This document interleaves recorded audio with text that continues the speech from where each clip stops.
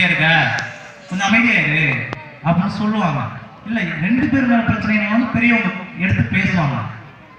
ஆனா யாருமே இல்லைன்னா 2 பேரும் சண்டை போட்டுக்கிட்டு சூசைடு வரைக்கும் எத்தனையோ பேர் போயிருக்காங்க. அதுவும் அந்த குழந்தை இல்லாத தம்பதிகள்லாம் தினசரி அவங்களுக்குலாம் மன அழுத்தம், மீண்டும் மீண்டும் அவங்களுக்கு பிரச்சனைகள், அவங்கள அந்த பேஸ் பண்ற லெவலுக்கு அவங்கள்ட்ட அந்த பக்குவம் இருக்கு. அதனாலதான் அந்த பெரியவங்களை சார்ந்தே வாழ்க்கை தனி குடும்பம் தானே போங்க வேண்டாம்னு சொல்றாங்க.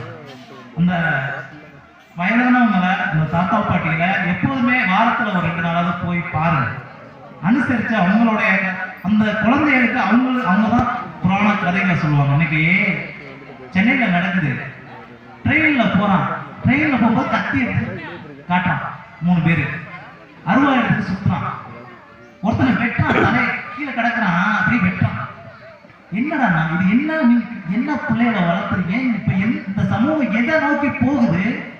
ஏங்க சென்னையில ஒரு பையனை கீழே போட்டு அருவா எடுத்து வெட்டுறான், அவன் வேணாண்டா மாப்பிள்ள மண்டை டபாராங்கிறான், மீண்டும் போட்டு வெட்டி அவனை சாய்க்கிறான்.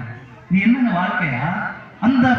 அந்த பிள்ளையை பெற்ற பெற்றோர்கள் எப்படி இருப்பாங்கன்னு நீங்க நினைச்சு பாருங்க. ஏன் எதற்காக? பெற்றோர்கள் சரியில்லாத காரணத்தினாலதான் இன்னைக்கு அருவா எடுத்துக்கிட்டு ஒரு பிள்ளையா வெட்டான். இதே பெற்றோர்கள் நீங்க எல்லாருமே பெரியவர்கள் இருந்தாங்கன்னா அந்த குழந்தை அருவா எடுக்குமா? நல்லா கவனிங்க, சிந்திங்க. எப்போதுமே பெரியவங்களை சார்ந்து வாழுங்க. அதே போன்று தனி குடும்பத்தை பத்தியும் பேசியாங்க. தனி குடும்பத்துக்கு எதற்காக போறாங்க? அம்மா கொஞ்சம் அமைதியா இருக்கமா, அவ்வளவுதான் முடிச்சிடும், ஒரு 5 நிமிஷம்.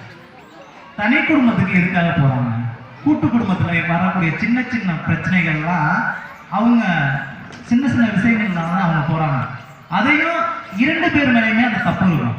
மாமியார் மேலேயும் தப்பு இருக்கும், மருமகன் மேலேயும் தப்பு இருக்கும். ஏன் ஒரு பொண்ணு, அதாவது மாமியாரு ஒரு பொண்ணை பார்க்கறதுக்கு, தன்னுடைய பிள்ளைக்கு பொண்ணு பார்க்கறதுக்கு எவ்வளவு கஷ்டம். இன்றைய காலகட்டத்தில் ஒரு பொண்ணு பார்த்து கல்யாணம் பண்றது எவ்வளவு கஷ்டம்.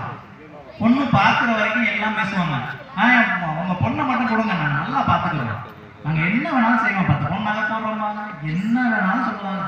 அதே பொண்ணை கல்யாணம் பண்ணி வீட்டுக்கு வந்ததுக்கு அப்புறம் அன்னைக்கு நடக்கும் மாமியார், அப்பதான் தம்பி சொன்னதா ஜாக்சன் துறையோ அவங்க அந்த பவர்ல இருப்பாங்க. நான் குறிப்பிட்டு யாரையும் சொல்லல, இதுக்காக சொல்றேன்.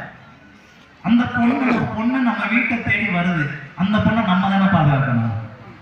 வந்ததுமே சின்ன சின்ன விஷயத்துக்கெல்லாம் நீங்க உங்களுடைய அந்த பவரை காட்டினீங்கன்னா அந்த பொண்ணுக்கு யார் இருக்கா?